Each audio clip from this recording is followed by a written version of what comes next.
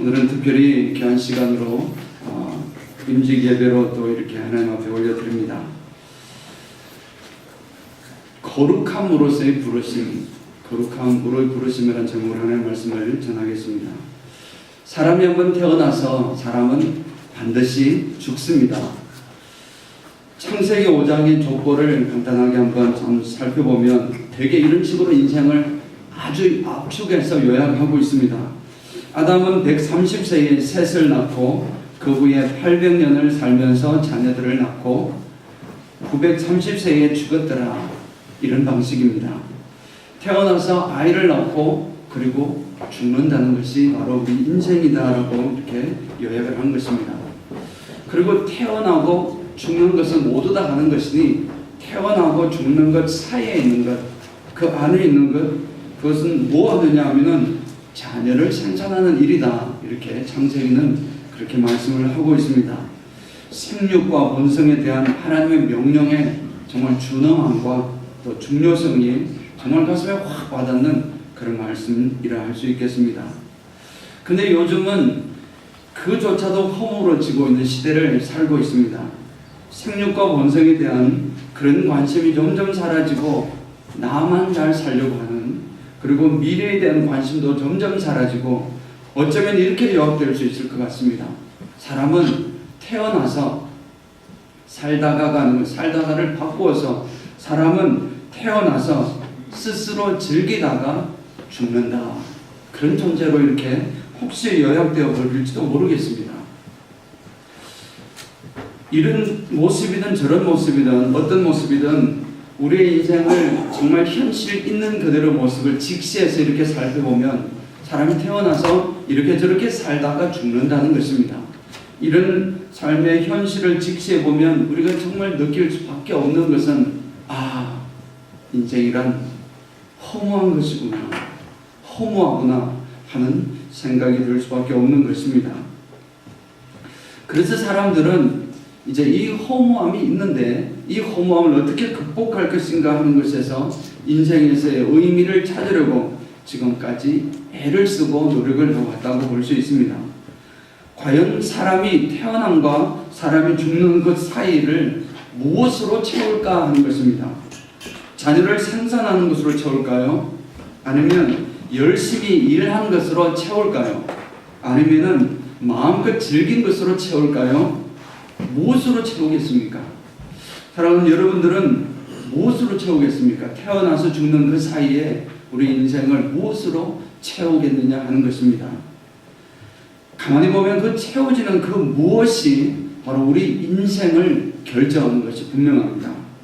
인생의 의미가 바로 그곳에 있다 할 수 있습니다. 과연 우리들은 무엇으로 채우겠습니까? 다시 한번 말씀드리면 우리의 태어남과 우리의 죽음 사이에 무엇으로 풍성하게 채우려 했습니까? 그런데 지금 우리 인류 역사에서도 이렇게 볼 때 허무한 듯이 보여도 우리 인생을 풍요롭게 만드는 일들이 늘 있었습니다. 참 어찌 보면 참 많았습니다. 예술 작품을 창조하고 창작하고 예술 작품 창작을 통해서 아름다움을 창조하는 것, 미를 창조함으로써 또 많은 사람들을 살리고 구제하고 봉사하고 선교 활동도 하고 여러 사람들을 이제 봉사하는 그 일들을 통해서 만들어질 수 있는 선을 행함으로써 선을 창조함으로써 풍요롭게 만들 수도 있을 것입니다. 그리고 또 어떤 사람들은 과연 진리가 무엇일까? 참된 것이 무엇일까? 진리를 찾으려는 이 구도자의 모습 가운데서 무엇이 참 진리인지를 추구하는 가운데 진리라는 것, 진이라는 것을 얻으려 함으로써 어찌 보면은 그 인생을 풍요롭게 만들고 또한 동시에 우리 인생의 허무함을 극복할 수 있도록 그렇게 해왔던 것입니다. 오늘 제가 전하는 말씀의 메시지도 이런 맥락에 있습니다. 이 진선미와 함께 우리에 담겨져 있는 그 무언가를 찾고자 하는데 우리 예수 믿는 사람들로서 과연 이 모든 것이 담겨져 있는 그것은 무엇일까? 오늘 소명에 관한 것이다. 그렇게 믿고서 이렇게 말씀을 전해드립니다. 그래서 이 소명이라는 것은 우리 인생을 정말 의미 있게 만드는 여러 가지 요소가 있겠지만 그 중에 가장 중요한 것으로 저는 분명히 믿습니다. 물론 우리의 인생을 우리의 소명이나 사명이나 이런 것으로 그냥 이렇게 가득 채워준다면은 뭔가가 좀 삭막할 것 같습니다. 우리 인생은 뭔가 사명에 따라서 움직이고 임무를 완수해야만 하는 이런 가운데 있는 것이 우리 인생의 전체 내용입니다라고 이야기를 한다면은 굉장히 뭔가 삭막해지고 뭔가 좀 메마른 것처럼 보입니다. 그래서 하나님이 주시는 참된 자유함과 하나님께서 주시는 행복감을 어쩌면 누리지 못한 것처럼 보입니다. 그러나 그렇지 않습니다. 왜냐하면 소명이라는 것은 부른다는 것인데, 즉 하나님의 부르심을 이야기합니다. 하나님의 부르심은 하나님의 어떤 일을 해야 한다는 강박관념으로 주는 것이 아니라 하나님의 은혜를 누리라는 것인 줄 분명히 믿습니다. 하나님 안에서 참된 자유함과 행복을 누리는 길이 바로 이 하나님께서 우리를 부르신 것, 그 소명에 합당한 길로 걸어가는 것이다라는 말씀을 이렇게 같이 나누기를 원하는 것입니다. 근데 왜 우리가 소명과 사명을 이야기하면 뭔가 삭막하고 메마른 것처럼 느껴지냐면은 이렇게 한 가지는 이 사명이라는 것이 있는 사명과의 혼돈 때문에 그런 생각이 들 수도 있을 것입니다. 기본적으로 사명과 소명은 비슷하지만 분명히 차이는 있을 것입니다. 사명이라는 것은 주어진 임무를 수행해야 됩니다. 미션 임파서블처럼 뭔가 불가능한 임무를 해야 되는 그 사명이 바로 미션입니다. 미션을 해야 되는 그것이 내 인생을 주관한다. 좀 힘이 들 것 같습니다. 그러나 그런 표현 반면에 소명이라는 것은 영어로 아시다시피 calling입니다. 부르는 것입니다. 자, 이리 오세요. 이렇게 부르는 것입니다. 누구의 부르심이 아니라 우리의 부르심보다는 왕의 부르심 또는 하나님의 부르심이라는 것입니다. 하나님의 부르심을 받는 것을 소명받았다 그렇게 표현하는 것입니다. 그래서 먼저 사명은 뭔가 일 중심적인 것이 되지만 이 소명은 그렇지 않습니다. 소명은 하나님의 거룩함으로 초대를 받았다는 것입니다. 이것은 분명히 일 중심이 아니라 하나님께서 앞으로 같이 하시고 함께 하실 어떤 하나님과의 함께함을 누리는 그 누림이 중심이 되는 것인 줄을 믿습니다. 사명의식이 초철해야 되겠지만 소명의식을 가지고 있고 또 소명이라는 말을 들었을 때는 뭔가 우리 가슴 속에서 뿌듯한 마음이 먼저 들어야 됩니다. 뿌듯하고 뭔가 기쁜 마음이 있고 뭔가 정말 행복하고 즐거운 마음이 있어야 될 것입니다. 포근함이 있고 감사가 있고 또 때로는 너무 은혜가 커서 너무 큰 은혜에 대한 부담감이 물론 복합적으로도 작용하기도 할 것입니다. 이런 복합적인 감정들이 생기는 것이 바로 소명이라는 단어를 들었을 때 우리가 가슴으로 느껴야 하는 것일 것입니다. 왕의 부름을 받아도 아주 우리는 축복된 자로서 왕이 나를 부르셨다는 것에서도 큰 축복으로 여기는데 하나님께서 나를 부르시다니, 하나님이 나를 부르시다니, 하나님의 부르심을 받다니 이럴 수가 한 일도 없는데 정말 내가 하나님의 부르심을 받다니 이런 마음이 들어야 하는 것입니다. 나 같은 존재가 어떻게 이런 정말 하나님의 그 놀랍고 거룩한 그 하나님의 부르심, 거룩한 자리가 있는데 이리로 오너라라고 부르시는 그 부르심을 받을 수 있는가? 나 같은 존재가 하는 생각이 나와야 정말 어찌 보면 정당한 정상적인 반응이라 할 수 있는 것입니다. 우리 성도들이 특별히 교회의 특별한 일꾼으로 부르심을 받은 사람들은 반드시 기억해야 할 것이 바로 이러한 소명의식인 줄 믿습니다. 나는 하나님으로부터 부름을 받았다는 것입니다. 나는 하나님으로부터 부르심을 받았다는 의식입니다. 하나님의 부르심을 받은 자만이 구원을 받습니다. 우리가 아무나 모든 사람에게 구원의 길은 열려있지만 그렇다고 해서 모든 사람에게 다 구원이 이제 들어오는 것은 아닙니다. 이제 그 하나님의 부르심을 받은 자가 구원을 받을 수 있는 것처럼 아무나 거룩한 사명으로, 거룩한 소명이라고 하나님 부르시는 사명으로 콜링되는 이제 정말 초대를 받는 것이 아닙니다. 그래서 분명히 하나님의 거룩한 부르심을 받는 사람들만이 소명을 받는다는 것입니다. 특별히 오늘 장로로 집사로 세워지는 일꾼들에게는 더욱더 그렇습니다. 하나님으로부터 거룩한 소명을 초대받았다는 이 의식은 우리의 자존감을 높여줄 뿐만 아니라 더 나아가서 오늘 정말 말씀드리고 싶은 것이 바로 우리 인생에 태어나서 죽는데 그 사이에 있는 살아가는 그 삶 과정 속에서 가장 인생의 진정한 의미를 발견하고 진짜 우리가 삶과 죽음 사이에 가득 채워 넣어야 할 그런 뭔가 의미 있는 근거가 바로 여기에 있을 것이라는 것을 말씀드리고자 하는 것입니다. 오늘 본문의 말씀을 잠깐 보면 오늘 본문 말씀은 1장 전체적으로 연결되어 있지만 8, 9, 10절이 다 연결이 되어 있습니다. 연결이 되어 있지만 특별히 9절만 집중적으로 고려하는 이유는 오늘 거룩한 소명에 대한 직접적인 초대가 여기에 집중되어 있어서 요약을 하려고 하는 것입니다. 그래서 오늘 다 같이 한번 9절을 오늘 읽었던 본문 말씀 9절 말씀을 우리 같이 한번 읽어보고 의미를 생각하시면 읽어보겠습니다.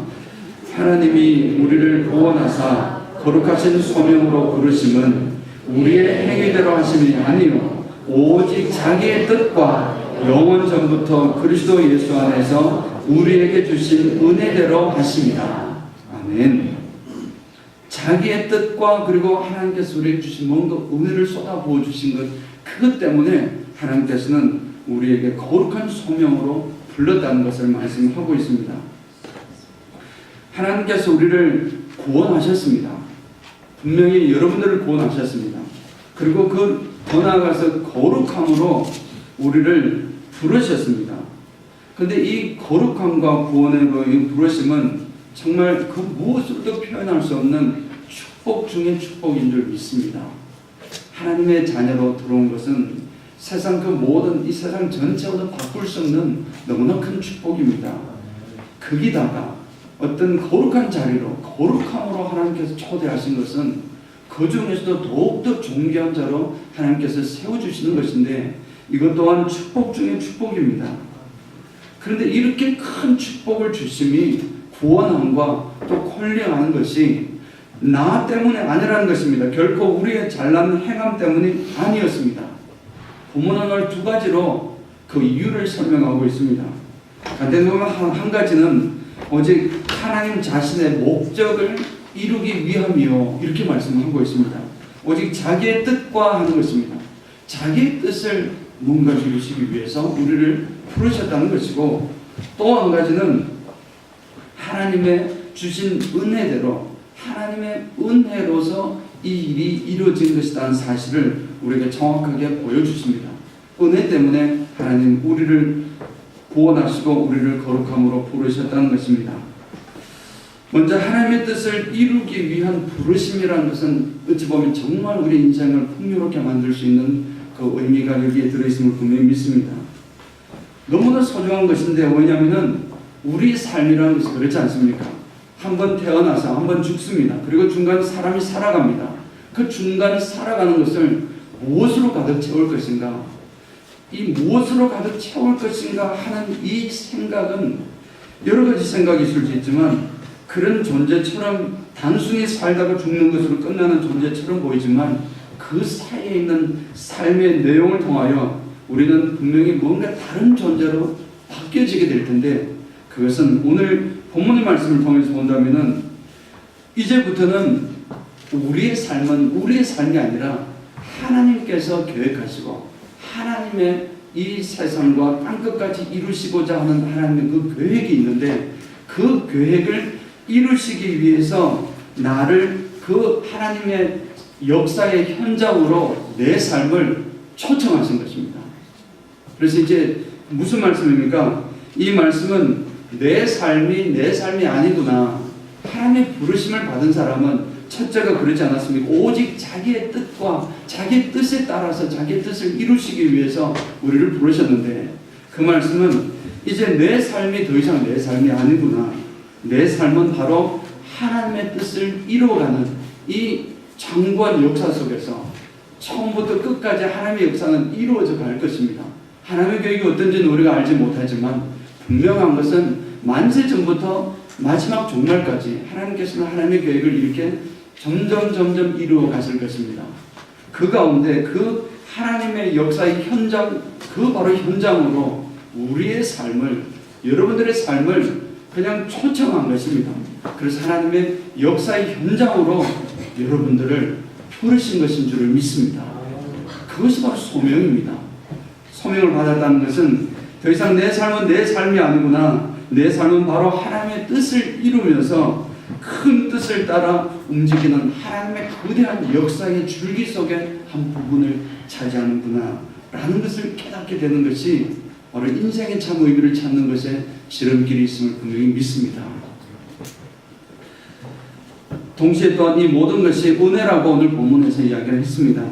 이 은혜는 그냥 갑자기 생긴 은혜가 아니고 만세전부터 before the beginning of the time, 시간의 시작보다 더 앞서 시간이 시작되기도 전에 훨씬 그 만세 영원 전부터 예수 그리스도가 계셨는데 그 예수 그리스도 안에서 꼭 품고 계셨던 하나님의 뜻이었습니다. 이 은혜 충만하고 좋은 것인데 이걸 쏟아 부어주고 싶은데 때가 되는 것입니다. 이제 때가 되어서 하나님께서 우리에게 이 은혜를 쏟아 부어주신 그 행위가 무엇이라고 합니까? 소명이라는 것입니다. 하나님께서 우리를 부르시는 부르심이라는 것입니다. 하나님께서 우리로 하여금 거룩한 삶을 살아라 하는 그 부르심으로 초청하는 것인 줄을 믿습니다. 이런 초청을 받은 것 여러분 그렇지 않습니까? 축복 중에 축복이 아닙니까? 그런데 그 축복 중에 축복을 받은 그 중에서 내가 한 일이 아무것도 없다는 것입니다. 오직 그분의 은혜로 이루어진 은총의 결과였습니다. 우리가 잘나서 이 거룩하신 초청에 초청된 것이 아니라는 사실입니다.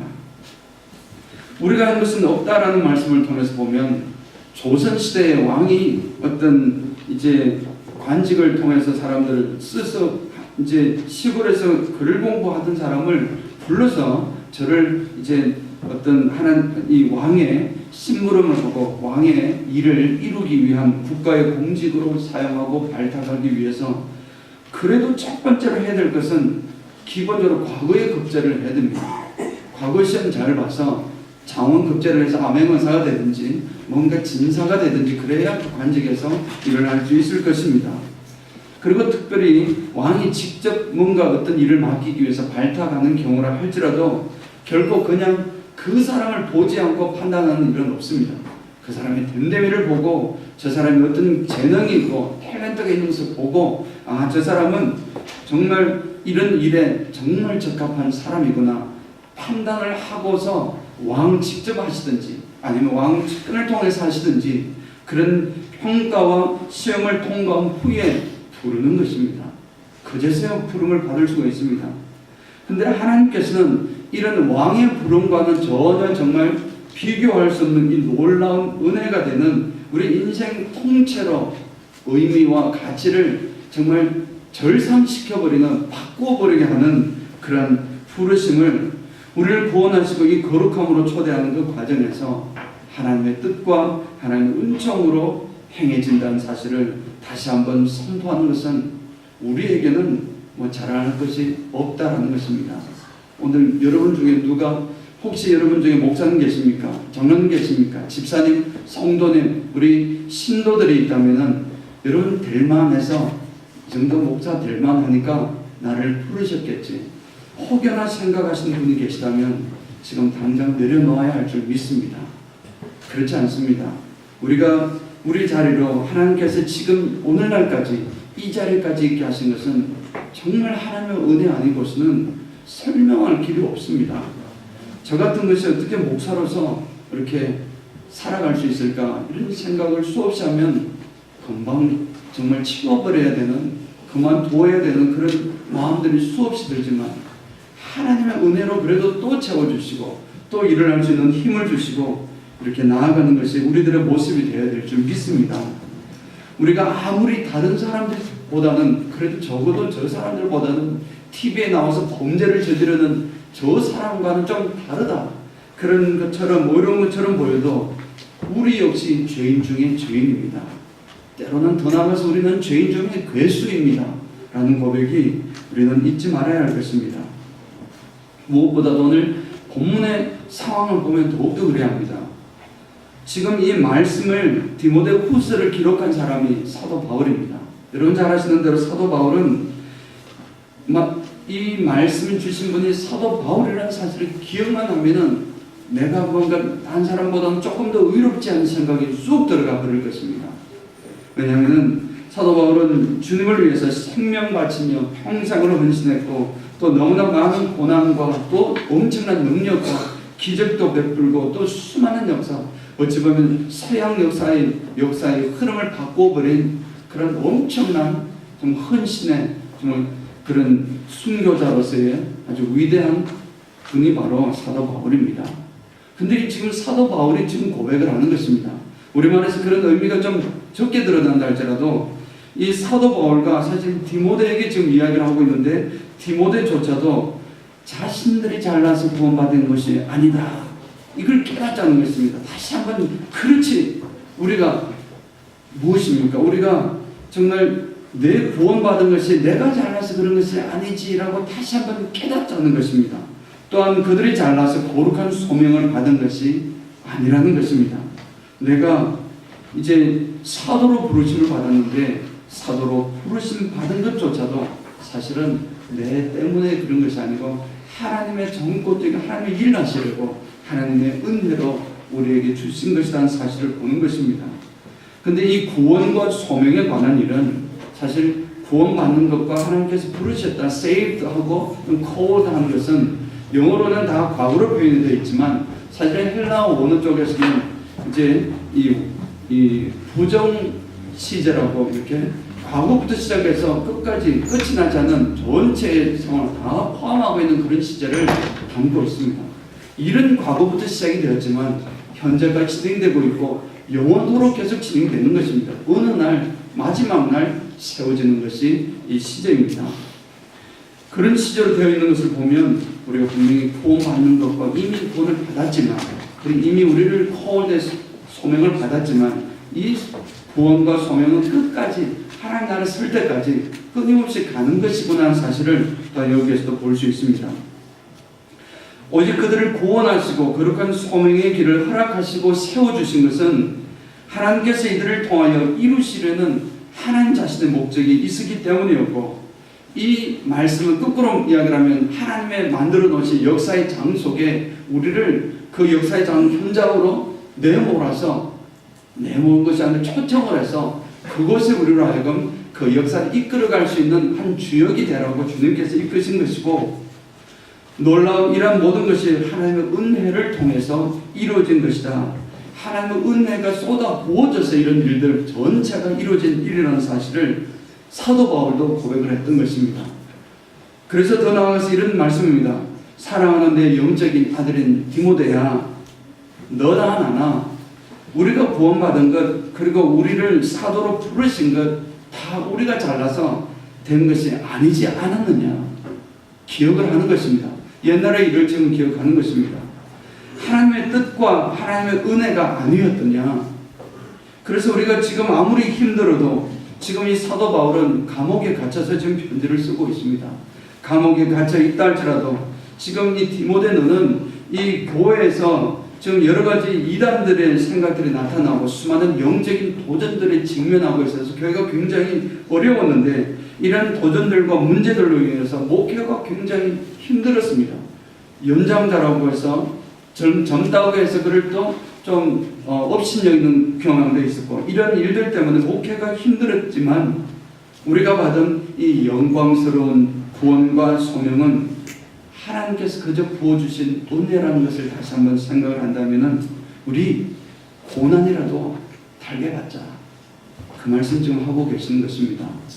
그래서 이 말씀 통해서 정말 하나님께서 내 삶 속에 찾아오셔서 이 거룩함으로서 초대해 주셨는데 이것을 진정한 깨닫는 순간 우리는 당연히 고난까지도 겁내지 않고 걸어갈 수 있는 힘이 생기는 것인 줄 믿습니다. 사랑하는 성도 여러분, 우리가 구원받은 것은 우리가 잘남이 아닌 것을 다시 한번 정말 처절하게 깨닫기를 축원합니다. 우리가 하나님의 거룩하심으로 거룩함으로 소명받은 것 역시 우리가 무슨 자격이 있어서 세워진 것이 아님을 다시 한번 정확하게 깨달으시기를 축원합니다. 하나님의 뜻을 나를 통하여 이루시기를 소망하며 하나님께서 주신 은혜임을 진정으로 깨닫는다면 지금 오늘 우리에게 주신 이 직분을 바라보면서 우리는 어떤 마음을 가질 수밖에 없겠습니까? 우리 마음속에서는 오직 감사입니다. 감격입니다. 어떻게 나에게 이런 자리를 주셨습니까? 헌신의 마음으로 가득 채워질 것입니다. 마지막으로 꼭 기억할 것은 이 소명의식을 특권의식과 혼돈해서는 절대로 안 된다는 것입니다. 하나님의 은혜로 우리의 계획이 아닌 하나님의 계획을 이루시기 위해서 우리를 이 거룩한 부르심을 너무나 존귀한 일입니다. 세상의 그 무엇과도 비교할 수 없는 그러한 존귀한 자리이지만 이 자리는 섬김을 통한 거룩함으로 이르는 부르심이라는 사실, 이 근본적인 사실을 잊어서는 결코 안 될 것입니다. 하나님의 은총은 특권으로 나타나는 것이 아니라 하나님의 은총은 섬김으로 나타나는 것을 믿습니다. 좀 믿으시기 바랍니다. 하나님의 은총은 특권으로 나타나는 것이 아닙니다. 하나님의 은총은 반드시 섬김으로 하나님의 은총이 나타나는 것인 줄을 믿습니다. 그래서 이것이 특권의식으로 오해되는 것은 마치 자유를 주셨는데 그 자유를 방종으로 오해하는 것과 그만큼 혼동하는 것처럼 치명적인 그런 혼동이라 할 수 있습니다. 사랑하는 성도 여러분, 특별히 주님은 이제 우리 기독교도 마찬가지지만 굉장히 역설적인 말씀을 많이 하셨습니다. 살고자 하느냐? 그러면 죽으라. 죽고자 하느냐? 살아라. 이렇게 말씀을 하시는 것처럼 우리 성경 구절 한 구절만 보면 마태복음 23장 12절 말씀을 보면 이렇게 있습니다. 우리 같이 한번 읽어볼까요? 마태복음 23장 12절입니다. 누구든지 자기를 높이는 자는 낮아지고 누구든지 자기를 낮추는 자는 높아지리라. 아멘. 아멘으로 받으시기를 축원합니다. 기독교의 원리가 여기에 있습니다. 하나님께서 우리를 높은 자리에 세워주셨습니다. 그 높은 자리를 세워주신 것은 낮아지라고 주신 것인 줄을 분명히 믿습니다. 낮아질 때 진정한 그 자리의 의미가 새겨지고 그 자리의 의미가 나타나는 것입니다. 발휘되는 것입니다. 숨겨져 있던 의미가 드러나는 것인 줄을 믿습니다. 하나님께서 혹시 우리들을 장로로, 목사로 또는 집사나 성도로 이렇게 부르셨다면 더 낮아질 수 있는 기회를 부여하신 것인 줄을 믿으시기 축원합니다. 진실로 목자란 직분을 두려워해야 되고 장로나 집사를 두려워해야 하는 것이 옳은 것입니다. 더 낮아지라는 준엄하신 주님의 요청에 순종할 각오가 되어 있으면 그 일을 가는 것이고 그렇지 못할 때 그 부르심에 합당한 사명을 감당할 수가 없을 것입니다. 그래서 두려운 것입니다. 감사하고 감격스럽고 너무나 어렵기도 하지만 또 한편으로 두려운 마음이 있는 것입니다. 그래서 꼭 기억할 것 하나는 겸손, 또 겸손, 겸손입니다. 우리 겸손하시기를 원합니다. 말씀을 맺겠습니다. 사랑하는 성도 여러분, 하나님의 부르심은 우리의 무의미한 삶을 존귀한 것으로 바꾸어 놓았습니다.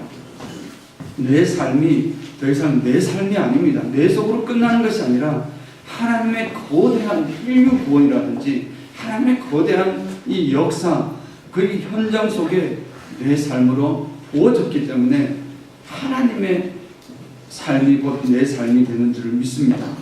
그래서 하나님의 본의 역사에 내 삶으로 나아가서 내 삶은 하나님의 뜻을 이루는 삶이 되어버린 것입니다. 하나님의 거룩한 소명은 우리에게 행복하고 의미 있는 삶으로 초대하는 은혜인 줄 다시 한번 믿으시기 바랍니다. 이 은혜를 마음껏 누리는 오늘 임직자들 뿐만 아니라 우리 모두가 되시길 주님의 이름으로 축원드립니다.